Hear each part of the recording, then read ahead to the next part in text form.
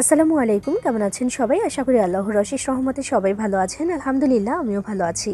শানুস পাকের ঘরে সবাইকে আরও একবার ওয়েলকাম জানাচ্ছি নতুন আরও একটি রেসিপি দেখার জন্য।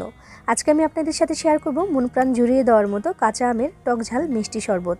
আর এই শরবতটা বানানোর জন্য টক দইও ব্যবহার করব, আর এর কারণে কিন্তু এটা অনেক বেশি টেস্টি হয়ে যায়। আর এই গরমে এরকম এক গ্লাস শরবত হলেই কিন্তু মন প্রাণ জুড়িয়ে যায়। তো চলুন আজকে এটা কীভাবে বানিয়েছি দেখে নেওয়া যাক। আর আপনি আমার ভিডিওতে একটা লাইক করে চ্যানেলটি সাবস্ক্রাইব করে পাশেই থাকবেন আশা করছি।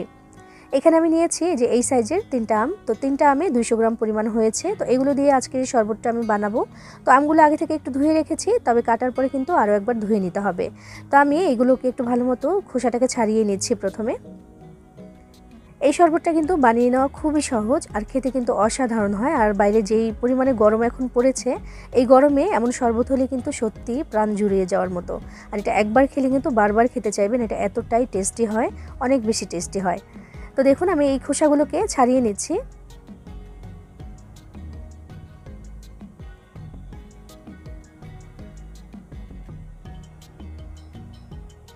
আসলে কেটে নেব সেটা দেখানোর মতো তেমন কোনো কিছুই নেই, তবে একটু কিভাবে কাটছি সেটা একটু দেখিয়ে দিচ্ছি, কারণ শরবতের জন্য কিন্তু ছোট করে কেটে নিতে হবে। তো একটু দেখিয়ে দিচ্ছি আর কি।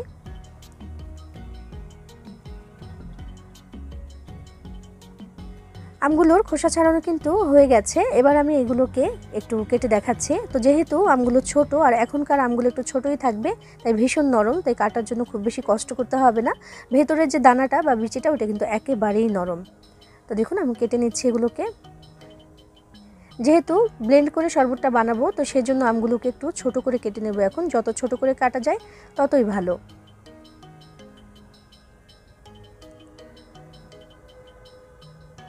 এই যে এরকম ছোট করে আমি আমগুলোকে কেটে নিচ্ছি। কাটার পরে কিন্তু অবশ্যই ধুয়ে নিতে হবে, নইলে কাঁচা আমের যে একটা কষ আছে সেই কষের জন্য কিন্তু শরবতটা খেতে মোটেও ভালো হবে না। তো আগে যতই ধুয়ে নেন না কেন, কাটার পরে কিন্তু অবশ্যই ভালো করে ধুয়ে নিতে হবে। আমগুলো আমি কেটে নিয়েছি, আর এখানে হয়েছে 1.5 কাপের মতো, মেজারমেন্ট কাপের 1.5 কাপ পরিমাণে হয়েছে এখানে আম। তো এগুলোকে আমি এখন ধুয়ে নেব। আমগুলোকে আমি ধুয়ে নিয়েছি। এবার একটা ব্লেন্ডারের জার নিয়ে নিচ্ছি এবং এর মধ্যে আমি কেটে রাখা আমগুলো দিয়ে দিচ্ছি। 1.5 কাপ পরিমাণে আম হয়েছে। তো এর সাথে আমি টক দই নিয়েছি 1/2 কাপ পরিমাণে, এটাই কিন্তু ঠিকঠাক আছে। তো দইটা আমি এখানে দিয়ে দিচ্ছি। যেহেতু টক দইটাও টক আর আমটাও টক, তো সেজন্য এখানে চিনির পরিমাণটা একটু বুঝে দিতে হবে। আমি এখানে 5 টেবিল চামচ পরিমাণে দিয়ে দিচ্ছি। যেই পরিমাণে পানি দেবো সেটার সাথে কিন্তু ঠিকঠাকই আছে। আধা চা চামচ পরিমাণে দিয়ে দিচ্ছি বিট লবণ, আধা চা চামচ পরিমাণে দিয়ে দিচ্ছি সাদা লবণ, আর আধা চা চামচ থেকে একটু কম দিচ্ছি আমি এখানে ভাজা জিরার গুঁড়া। এটা কিন্তু অবশ্যই দিতে হবে, এটা না দিলে কিন্তু সেই আসল টেস্টই পাবেন না। এরপর হালকা একটু ঝালঝাল ব্যাপার আনার জন্য একটা কাঁচামরিচ দিয়েছি আমি এখানে। আর পানি দিয়ে দিচ্ছি আমি যে কাপটা দেখালাম, এই কাপের 2 কাপ পরিমাণে ঠান্ডা পানি দিয়ে দিচ্ছি আমি এখানে।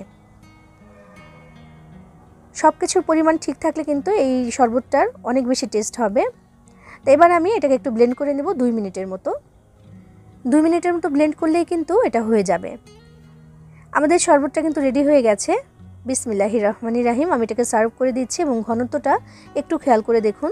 মূলত টক দই দিয়ে এই কাঁচা আমের যে শরবতটা বানানো হয় এটা কিন্তু একটু ঘনই থাকে, আর এভাবে এটা পান করতে আমার কাছে বেশি ভালো লাগে। কেউ যদি একটু পাতলা চান সেক্ষেত্রে পানিটা একটু বাড়িয়ে দিতে পারেন, সাথে লবণ আর চিনিটাও একটু বুঝে বাড়িয়ে দিতে হবে।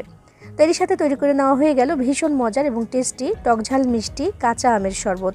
আর এই শরবতটা যদি একবার বানিয়ে খান তাহলে কিন্তু বারবার খেতে ইচ্ছে করবে, এটা এতটাই মজাদার হয়। আর এই গরমে এমন এক গ্লাস শরবত হলেই কিন্তু প্রাণ জুড়িয়ে যাওয়ার মতো। দেখলেন তো কত সহজেই আমি বানিয়ে নিয়েছি মজাদার এই টকঝাল মিষ্টি শরবতটা। আপনিও চাইলে কাঁচা আম দিয়ে এটা বানিয়ে নিতে পারেন, সবাই পছন্দ করে খাবেন ইনশাআল্লাহ। সবাই ভালো থাকবেন, সবার জন্য সবাই দোয়া করবেন। আল্লাহ হাফিজ।